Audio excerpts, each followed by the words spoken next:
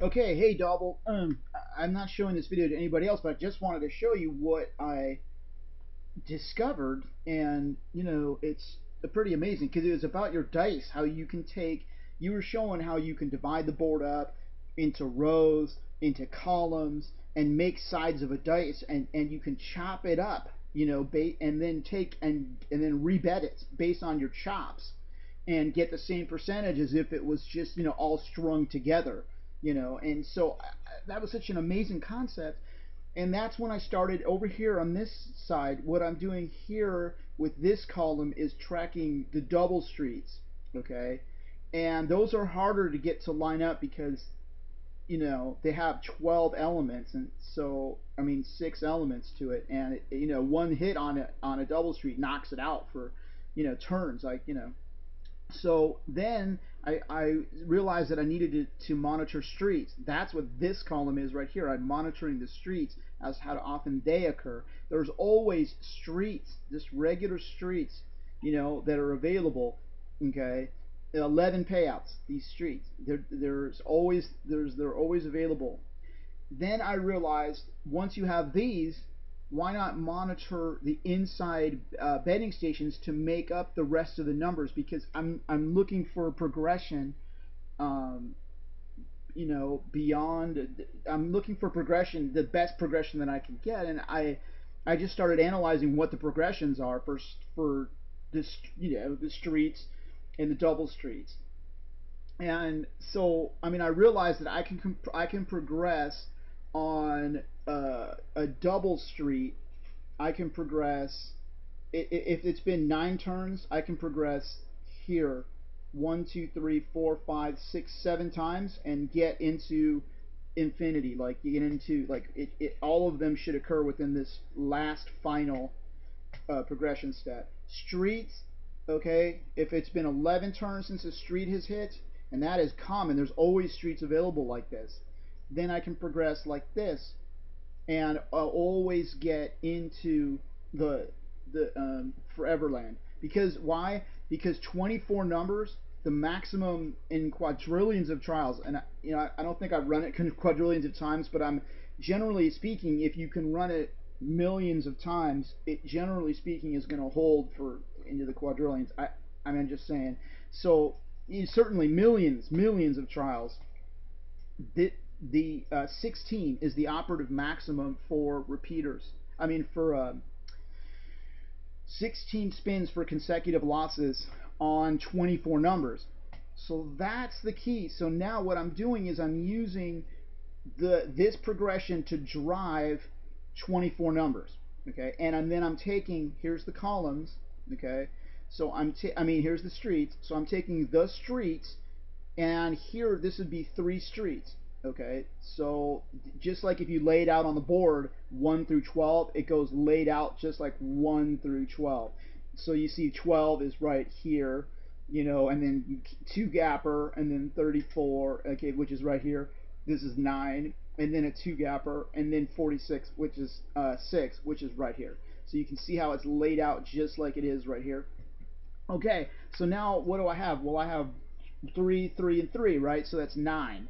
All right, so what's 9 from 24 is 15. That means I have to provide 15 numbers from the inside. Now, the inside, I'm just basically saying the same. If the inside numbers haven't come up for I don't know, 11 turns, whatever it is, I have it in the system. It's something like 11 turns.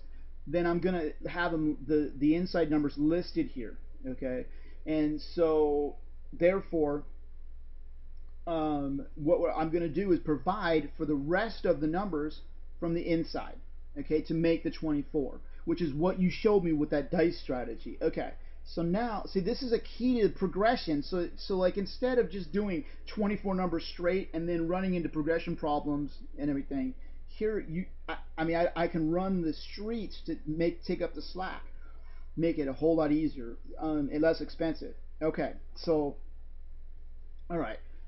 So what we're going to need, we have 1, 2, 3, and 3 is 9, right? Okay, so 9 from 24 is 15. So we need 15 inside numbers. Okay, so that's what we're going to do right now. We're going to do 15 inside numbers. Okay. Let's see. And just basically lay them out. Okay. And then 19. Okay. And then let's see. 19, 21, 22. And 24. Okay, so 1, 2, 3, 4, 5, 6, 7, 8, 9, 10, 11, 12, 13, 14, 15 numbers. Okay, 15 and 9 is 24. Okay, so there it is. And so now what we're going to do is run our first spin. Okay, there it is on the first spin. And we got 15 units right there. Bang. And so that was pretty simple and easy. And I'm running 24 numbers right now. Again, the maximum, as we know, the maximum numbers of of losses that you can get there is 16. So in a row. Okay. Now, of course, I'm I'm already buffering my numbers, my street numbers out, and I'm going double the average, the law of the third average. And I just keep, and then it updates it again. So then I'm going to go through and run 47, 46, 34, 27, and then make up the numbers from the inside. Boom.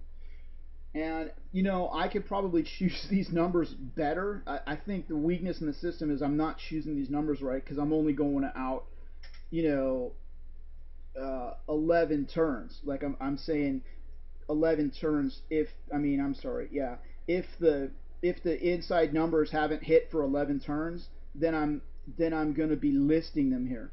So maybe I could do longer than 11. But 11's not bad, right? Because it's close to the average of it's close to 12. I don't know. How does that go? Well, the third. Yeah, maybe 37 spins would be 112. Anyway, I just thought I'd show this to you and see what you thought. So, and not going to show this video to anybody else. I just thought I'd show it to you because I know you're interested in different systems and you could comment on it and everything, and whatever. So, all right. So here we go. I'm going to send it to you now. Hey, thanks a lot for all of your neat systems and everything. And I'm still studying and attempting to learn. It took me a long time to figure out why your 10 back strategy works. Now what I need to do is look at your 4 back strategy. I think it's on Double Street, on Dozens. I'm not sure. I have to go look. Or columns, 4 back, and that means, yeah, I have to go look at that. So I'm gonna go learn about that too. All right, talk to you later.